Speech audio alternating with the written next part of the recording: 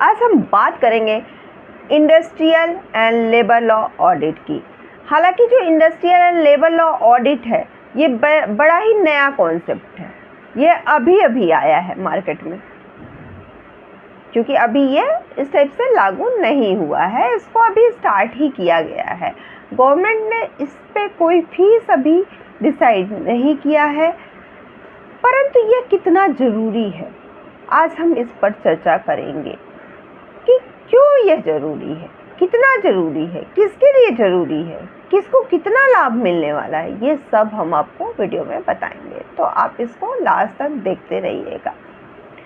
जो industrial labour law audit है वो क्यों ज़रूरी है? क्यों ज़रूरी है भाई? क्योंकि क्या होता है, कई बार क्या होता है कि सदियों पुराने जो हमारा भारत जब से आज़ाद हुआ तब से एक ही थर्रे पे हम चलते आ रहे हैं। हमारे यहाँ कंपनियाँ तो हैं, फैक्ट्रियाँ तो हैं, रूल्स भी हैं, रेगुलेशंस भी हैं, लेकिन फॉलो कितना होता है वह आप खुद ही जानते होंगे। कई बार तो ऐसा हो जाता है कि कागजों में वह पूरी होती है, गवर्नमेंट ने ये नॉर्म दिया है, सेफ्टी होना चाहिए, प्रॉपर वेजेस मिलना चाहिए सबको, और जो है हजार्डस प्रोसेस है तो उसकी अलग से व्यवस्था होनी चाहिए। हाँ ठीक है, कागजों में सब पूरा है। जब आप वहाँ कभी ऑडिट हो गया या कभी कुछ गलत हुआ, फिर वहाँ पर समझ में आता है, औचक निरीक्षण हुआ, तब वहाँ समझ में आता है अरे जब यहाँ तो कागजों में सब सही था, रिपोर्ट आई थी तो सब सही था, ये क्या हो गया? पता चलता है नहीं, कुछ भी सही नहीं था, वो सिर्फ कागजों में ही सही था। इसी को ध्यान में रखते हुए गवर्नमेंट ने जो है internal industrial and labour law audit start की है। इसमें क्या होता है, क्योंकि बहुत सारे एम्प्लॉय होते हैं, वो क्या होता है शॉर्टकट मेथड अपना लेते हैं। बहुत से एम्प्लॉयर होते हैं वो शॉर्टकट मेथड अपना लेते हैं, काहे का? कंप्लायंसेस करने का। तो कोई भी ऐसा सिस्टम नहीं है जहाँ पर नॉन कंप्लायंसेस अगर किसी ने किया है तो उसका रिपोर्ट किया जा सके। लेबर लेजिस्लेशन में ऐसा कोई कॉन्सेप्ट नहीं है। वहीं पर अब जो industrial and labour law audit आएगा उसमें कंपनी सेक्रेटरी जो कि वर्कर्स का रिपोर्ट देगी, आपकी नॉन कंप्लायंसेस का रिपोर्ट देगी और कंप्लायंसेस की रिपोर्ट देगी। ये सारा आपका लीगल जो लेबर लेजिस्लेशन है वहाँ पर एम्प्लॉयर के द्वारा ये रिपोर्ट दिया जाएगा। एम्प्लॉयर का रिपोर्ट कहाँ से मिलेगा? कंपनी सेक्रेटरी बना के देगा। अब गवर्नमेंट ने ऐसा नॉर्म बना दिया है कि भाई अब आप अपने, अगर आपका कारखाना है, आप कॉन्ट्रैक्चुअल बेस पे काम कर रहे हैं, आप जो बिल्डिंग बना रहे हैं, आप फैक्ट्री चला रहे हैं, आप बड़े से ऑर्गेनाइजेशन के मालिक हैं, आप शॉप चला रहे हैं, तो आप वहाँ पर कंपनी सेक्रेटरी को अपॉइंट कीजिए। वह आपका ऑडिट करेगा, उसकी रिपोर्ट आपको देगा। आपको रिपोर्ट जो है कंपनी सेक्रेटरी के थ्रू लेबर लेजिस्लेशन में फाइल कराना पड़ेगा कि आपने सारे नॉर्म्स कंप्लीट किए हैं या नहीं कंप्लीट किए हैं। ठीक है, हमारी जो कॉन्स्टिट्यूशन है उसमें डायरेक्टिव प्रिंसिपल भी यही कहता है। क्या कहता है कि भाई जो लोग हैं, नागरिक हैं, राइट टू सिटीजन का अधिकार होना चाहिए। मैन और वुमेन दोनों को काम करने का अधिकार होना चाहिए। ठीक है, अब मैन वुमेन तो काम करेंगे, परंतु पता चल रहा है जहाँ पर मैन और वुमेन काम कर रहे हैं वहाँ पर मैन के लिए तो बाथरूम नहीं है, ठीक है, वुमेन के लिए भी बाथरूम नहीं है। अरे कई ऐसे बड़ी ऑर्गेनाइजेशन है जैसे रेलवे में आपने ये तो सुना होगा खबर कि महिला जो है वे अब ड्राइवर बन रही हैं, लोको पायलट बन रही हैं, महिला चालक बन रही हैं रेलवे की। परंतु क्या इंजन में वॉशरूम था? अभी भी नहीं है। हालांकि अब रिकमेंड किया गया है, जो नए इंजन बन रहे हैं रेलवे के उसमें बाथरूम बन रहा है, परंतु अभी तक नहीं था। तो मैन को तो कोई प्रॉब्लम नहीं थी, वो ट्रेन रोके बाहर से ही जो है कर लिया। परंतु जो महिलाएं वो तो असुरक्षित महसूस कर रही थी ना, खुले में कैसे ऐसे जा सकती, तो उन्हें प्रॉब्लम हो रही थी। और हालांकि अब गवर्नमेंट ने इसको समझा है और वॉशरूम की व्यवस्था करा जा रहा है इंजन में भी, तो सेम उसी प्रकार से गवर्नमेंट को यह जो है जरूरी हो गया था कि वे अपने जो सिटीजन हैं उनको प्रॉपर राइट्स दें, चाहे वह मैन हो या वुमेन हो। जो अधिकार है वह दोनों के लिए होने चाहिए। उसके बाद ओनरशिप और कंट्रोल जो मटेरियल रिसोर्सेज के हैं वे भी सभी लोगों तक पहुंच सके। ऐसा नहीं है कहीं गेहूं हो रहा है तो गेहूं ही गेहूं मिल रहा है, उसको चावल हो रहा है तो वो चावल ही चावल खाए वहाँ के लोग, ऐसा नहीं हो सकता है ना। तो ट्रांसपोर्टेशन, सबको सब जगह पहुँचाना, सबको हर चीज़ें मिलना, ये भी तो राज्य का ही काम है ना, गवर्नमेंट का ही काम है ना। इसके लिए भी यह ज़रूरी था। इसके अलावा इकोनॉमिक जो सिस्टम है कि इकोनॉमिक सिस्टम क्या है कि वेल्थ ऑफ जो प्रोडक्शन है उसके लिए भी ये बहुत ज़रूरी था। इसके अलावा equal pay for the equal work, man हो या वुमेन हो, अगर वह 5 घंटा काम कर रहा है, सेम काम कर रहा है, सेम जो है टाइम पर काम कर रहा है, तो उसको पेमेंट भी तो सेम मिलना चाहिए ना। फिर जो चाइल्डहुड है, जिसको कि गवर्नमेंट ने कह दिया कि भाई इतने साल से कम उम्र से के बच्चे से आप काम नहीं ले सकते हो। पता चलता है कांच की फैक्ट्रियों में जाइए आप, छोटे छोटे से बच्चे आपको मिलेंगे। छोटी बिस्किट की फैक्ट्रियों में जाइए, छोटे छोटे बच्चे आपको काम करते हुए दिखेंगे। इसको ख़त्म करने के लिए ही industrial and labour law audit government ने लाया है। इसके अलावा अब कहते ठीक है, अब समझ में तो आ गया कि भाई गवर्नमेंट ने लेबर लॉ ऑडिट क्यों लाया है, लेकिन इसका स्कोप क्या है, इतना भी क्या आवश्यक था। सब चीज़ें हो तो रही थी, नॉर्म्स फुलफिल हो तो रहे थे। गवर्नमेंट ने पहले ही कह दिया था कि आप छोटे बच्चों से काम नहीं करा सकते। गवर्नमेंट ने तो पहले ही कह दिया था कि जो है equal pay for equal work होगा, तो फिर ऑडिट कराने की कहाँ से ज़रूरत पड़ गई। तो आपको बता दें ऑडिट कराने की ज़रूरत क्यों पड़ी, क्योंकि जब ऑडिट होगा तो वह जो सभी लेबर लेजिस्लेशन है उसको कवर कर लेगा। ये जो इंडस्ट्री है, जो फैक्ट्री है, जो कॉमर्शियल इस्टेब्लिशमेंट है, वो उन सबको ये फॉलो करना पड़ेगा। अगर कहीं पर कोई लेजिस्लेशन जो है वहाँ पर नहीं एप्लीकेबल है तो वो हटा दिया जा सकेगा स्पेसिफिक एम्प्लॉयर पे से। जैसे मान लीजिए कि कहीं पर फैक्ट्री नहीं लगी हुई है, कारखाना नहीं है, ठीक है, परंतु वहाँ पर लेबर काम करते हैं। वो ऑर्गेनाइजेशन ऐसा है जहाँ पर मैन्युफैक्चरिंग नहीं हो रही है, प्रोडक्शन हो रहा है, ठीक है, वहाँ कारखाना नहीं लगा, तो वहाँ पर कारखाना एक्ट के जो नियम है, फैक्ट्रीज एक्ट के जो नियम है वो नहीं लगेंगे, नहीं एप्लीकेबल होंगे। अब इसके लिए ज़रूरी क्या है, इसके लिए ज़रूरी है कि एक कंपनी सेक्रेटरी, एक ऐसा प्रोफेशनल होना ज़रूरी है जो कि होल टाइम प्रैक्टिस में हो, और वे क्या करे कि सब चीज़ों को डिस्क्लोज करे कि जो लेबर लॉ के जो सारे नॉर्म्स हैं वह फुलफिल हो रहे हैं या नहीं हो रहे हैं, और उसकी प्रॉपर रिपोर्ट जो है लेबर लेजिस्लेशन को दी जाए। ये तो बात रही कि ज़रूरत क्या थी। अब यहाँ पर हम बात करेंगे कि कौन से स्टेप इन्वॉल्व होते हैं ऑडिट में।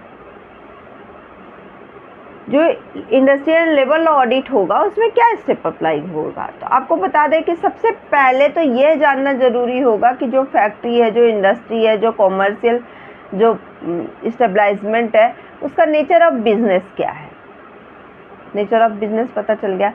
उसके बाद कितने लोग हैं वहाँ पर, नंबर ऑफ ऑफिसेज कितने हैं, नंबर ऑफ ब्रांचेज कितनी हैं उसके, एम्प्लॉयज़ कितने हैं उसके, और स्टेटस ऑफ रजिस्ट्रेशन क्या है उसका, ये सब जो है जानना आवश्यक है।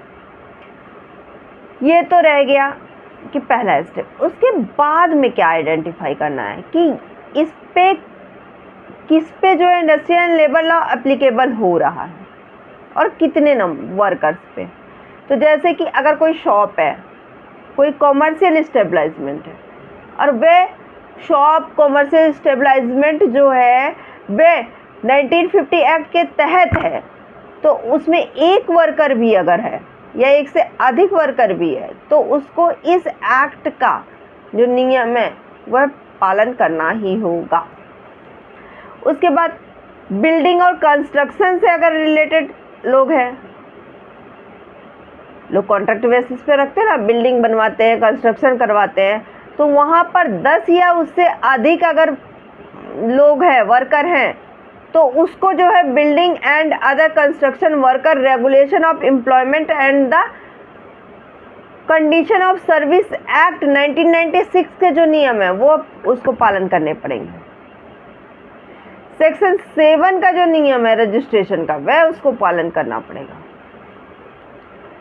उसके बाद जो कॉन्ट्रैक्ट बेसिस पे लेबर का काम कराते हैं, तो वहाँ पर अगर 20 लोग हैं, जो कि अब बढ़ के 50 हो गया है, 20 से 50 तक के अगर लोग हैं तो उसको कॉन्ट्रैक्ट लेबर रेगुलेशन एक्ट 1970 जो है उसका पालन करना पड़ेगा।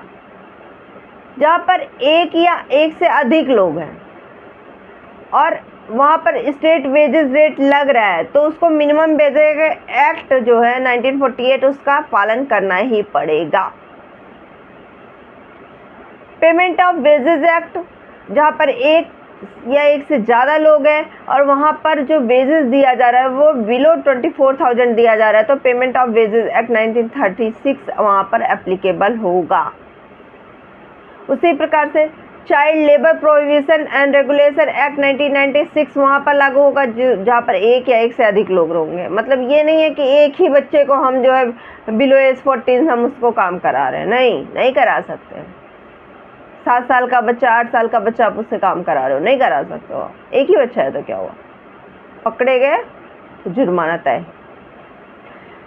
पेमेंट ऑफ बोनस एक्ट 1965 जो है ये 20 या उससे अधिक लोग रहेंगे तो यह एप्लीकेबल हो जाएगा। अब हमने आपको ये तो बता दिया कि कितने लोग वहाँ पर एज अ वर्कर रहेंगे तो ये चीज़ें एप्लीकेबल होंगी, परंतु कौन करेगा? तो आपको बता दें कंपनी सेक्रेटरी करेगा। कैसे करेगा? वह सारा और इनका पूरा डिटेल बनाएगा, चेकलिस्ट बनाएगा, क्या क्या कैसे कैसे होना है, चेकलिस्ट बना करके उन्होंने कौन से नॉर्म्स फुलफ़िल किए हैं, कौन से नॉन फुलफ़िल नहीं किए, कौन से कंप्लायंसेस जो करने थे किए हैं, कौन से कंप्लायंसेस नहीं किए, उन सब की डिटेल देनी होगी। सबसे पहले तो उन्हें चेकलिस्ट बनानी पड़ेगी, ठीक है। चेकलिस्ट किससे? कि कौन सा जो एक्ट है वह एप्लीकेबल हो रहा है, कौन सा एक्ट इसको कवर कर रहा है, उसकी एक चेकलिस्ट बना देगा। फिर जब चेकलिस्ट बना लेगा तो वह इंडिपेंडेंट जो प्रोफेशनल है वह कंप्लायंसेस करेगा लेबर लॉ के अंदर में। चेकलिस्ट तो बना लिया, अब वह कंप्लायंसेस अपना पूरा करेगा।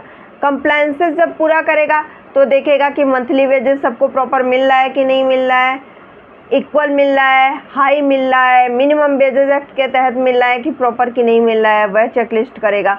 बोनस पेमेंट प्रॉपर हो रहा है कि नहीं चेक करेगा। लीव अलाउंसमेंट क्या है, ग्रेजुटी क्या है, ओवर टाइम पेमेंट किसको कितना मिल रहा है, स्टेट वाइज अलग भी हो सकता है। उसके बाद में अगर एम्प्लॉई जो स्टेट इंश्योरेंस फंड मिलता है उसके बारे में चेक करेगा, एनएस लीव कितनी है, फेस्टिवल हॉलीडे कितनी है, मैटरनिटी लीव कितनी है, कैजुअल लीव कितनी है, वर्कर्स कितने हैं, ये सब वो चेक करेगा। फिर वहाँ पर सेफ्टी और सिक्योरिटी की क्या है, मेडिकल फैसिलिटी एम्प्लॉय को क्या दिया जा रहा है, फर्स्ट एड बॉक्स वहाँ पर है फैक्ट्री में कि नहीं है।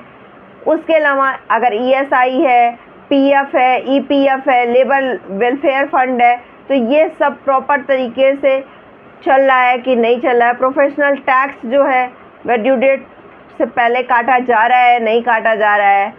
जो रिक्वायरमेंट है रजिस्ट्रेशन के रिकॉर्ड्स हैं उसको मेंटेन करेगा, उसको लॉ के अकॉर्डिंग मेंटेन करके उसको कंप्लायंस को पूरा करेगा। ये सारे चेकलिस्ट जब पूरा कर लेगा, अब आपको बता दें कि जैसे कि अगर मान लीजिए कि कॉन्ट्रैक्ट लेबर से रिलेटेड है, तो कौन सा चेकलिस्ट पूरा करेगा, क्या उसको देखना पड़ेगा? तो सबसे पहले तो उसे रिटर्न देखना पड़ेगा, नोटिस भेजना पड़ेगा 15 दिन के अंदर में कमेंसमेंट के, ठीक है।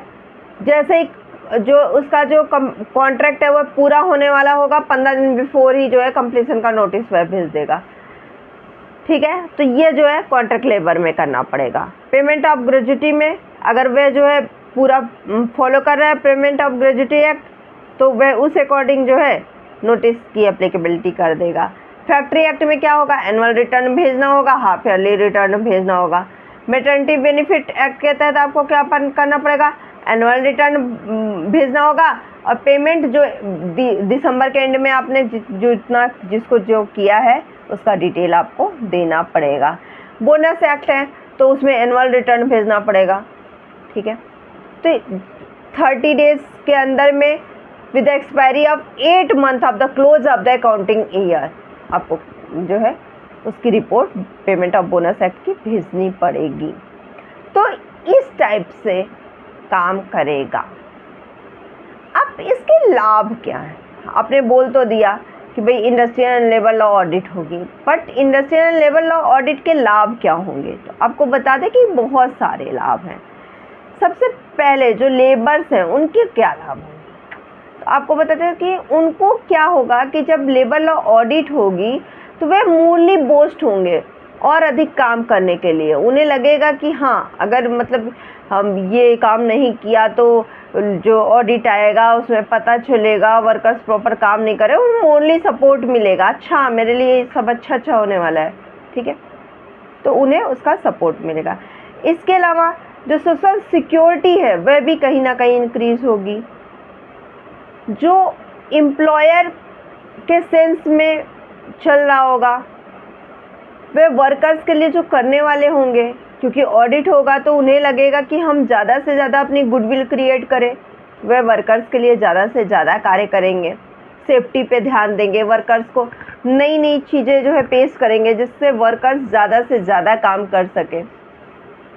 और जब वो वर्कर्स को प्रॉपर बोनस देंगे, प्रॉपरली जो है पेमेंट करेंगे, प्रॉपर वेजेस देंगे, तो वर्कर्स भी ज़्यादा से ज़्यादा काम करेंगे, प्रोडक्शन भी बढ़ेगा ही बढ़ेगा। फिर जो उनका जब ऑडिट होगा ना तो पेमेंट जो होगा वह टाइमली होगा, बोनस उन्हें टाइमली मिलेगा। अगर कोई लेट नाइट जो है पेमेंट है वह भी उसको प्रॉपर होगा। तो कहीं ना कहीं यह लेबर्स को फ़ायदा होगा, वर्कर्स को फ़ायदा होगा। ये तो बात रही बेनिफिट ऑफ लेबर की। अब एम्प्लॉयर को क्या फ़ायदा होगा? तो भाई एम्प्लॉयर को क्यों नहीं फ़ायदा होगा? आपकी प्रोडक्टिविटी है वह बढ़ जाएगी। क्यों? लेबर मन लगा के काम करेगा, प्रोडक्टिविटी ज़्यादा बढ़ी, आपकी गुडविल ज़्यादा अच्छे हो जाएगी, सोसाइटी में एक आपका स्टेटस हो जाएगा, ठीक है। उसके अलावा जो स्ट्रिक्ट कंप्लायंसेस हैं, जब आप लेबर लेजिस्लेशन के स्ट्रिक्ट कंप्लायंसेस को पूरा कर लोगे तो कहीं ना कहीं ये जो पेनाल्टी हैं, डैमेजेस हैं, फाइन है, यह भी आपके कम हो जाएंगे। फिर वर्कर्स और एम्प्लॉय के बीच में जो कोऑपरेशन है वह बढ़ जाएगा, लेबर जो रिलेशनशिप है वह एस्टेब्लिशमेंट हो जाएगा, और जिससे क्या होगा कि आपकी ऑर्गेनाइजेशन ग्रोथ करेगी। अब ये तो रही भाई चलो एम्प्लॉयर की बात। अब गवर्नमेंट को इससे क्या फ़ायदा होगा इंटरनल लेबर लॉ ऑडिट करा के? तो गवर्नमेंट को क्यों नहीं फ़ायदा होगा भाई? एक आपके पास जो प्रैक्टिशनर है वह अपॉइंट आप करेंगे तो वह आपको प्रॉपर रिजल्ट देगा, प्रॉपर रिकॉर्ड प्रस्तुत करेगा गवर्नमेंट को, ठीक है। उसके अलावा गवर्नमेंट को ये पता होगा कि कहाँ पर कितने लोग हैं, कौन सी ऑर्गेनाइजेशन किस टाइप से काम कर रही है, और इसके अलावा फील्ड ऑफ स्टाफ कहाँ पर कितना है। अगर रिडक्शन हुआ है फील्ड ऑफ स्टाफ का तो उसको पता चलेगा। इंस्पेक्शन जो इंडस्ट्रीज़ की है वह कहाँ पर करानी है, कहाँ पर ज़्यादा ज़रूरी है, कहाँ पर कम ज़रूरी है, गवर्नमेंट इस अकॉर्डिंग भी काम कर सकेगा। उसके बाद जहाँ पर independent professional like company secretary काम कर रहा होगा तो गवर्नमेंट को वहाँ पर श्योरिटी रहेगी कि ठीक है यहाँ होल टाइम कंपनी सेक्रेटरी है, ये यहाँ पर काम कर रहा है, तो यहाँ पर चांसेस जो है वह कम हो सकते हैं हजारडस प्रोसेस के, ठीक है। उसके अलावा जो कंपलसरी लेबर लॉ ऑडिट है वे इंश्योर करेगी कि जो आपकी कंप्लायंसेस हैं वह प्रॉपर तरीके से हो रही हैं। ठीक है, अगर गवर्नमेंट चाहे तो उसमें फाइलिंग फीस लगा सकता है। कंप्लायंसेस रिपोर्ट जब आप फाइल करेंगे लेबर लेजिस्लेशन के अंदर, तो इससे क्या करेगा, गवर्नमेंट रेवेन्यू भी जनरेट कर सकता है। इसके अलावा इंडिया की जो इमेज है वह इंटरनेशनल लेबर लॉ ऑर्गेनाइजेशन में और अच्छी हो जाएगी। क्यों? क्योंकि जब कंप्लायंसेस अच्छे होंगे तो फैक्ट्रियाँ हैं, कंपनी है, कॉमर्शियल स्टेबलाइजमेंट है, ये ग्रोथ करेगा। तो जो इंडिया की इमेज है वह और अच्छी हो जाएगी। आज की वीडियो बस इतना ही। अगर आपको हमारी वीडियो पसंद आई होगी तो ज़रूर लाइक कीजिएगा, ज़्यादा से ज़्यादा शेयर कीजिएगा इसको, और जिन्होंने अभी तक हमारे चैनल को सब्सक्राइब नहीं किया है तो प्लीज़ हमारे चैनल को सब्सक्राइब कर लीजिए। और आप सभी से रिक्वेस्ट है कि जो नए व्यूवर्स हैं वो हमारे चैनल को सब्सक्राइब कर रहे हैं तो आगे आने वाली वीडियोस भी आप हमारा ज़रूर देखिएगा। ऐसा नहीं है कि आपको एक वीडियो अच्छी लगी फिर आपने ये वाली वीडियो देख ली, नेक्स्ट वीडियो आप नहीं देख रहे हैं, तो नहीं, आप बेल आइकन दबा दीजिएगा जिससे कि हमारी आगे आने वाली वीडियो भी आपको मिलती रहेंगी और आप देखते रहेंगे। और साथ ही साथ इंटरनल लेबर लॉ ऑडिट या से संबंधित जो भी लेबर लॉ ऑडिट से संबंधित जो भी क्वेश्चन है आप हमारे कमेंट बॉक्स में जाके कमेंट कीजिएगा, हम आपको इसका आंसर जरूर देंगे। धन्यवाद।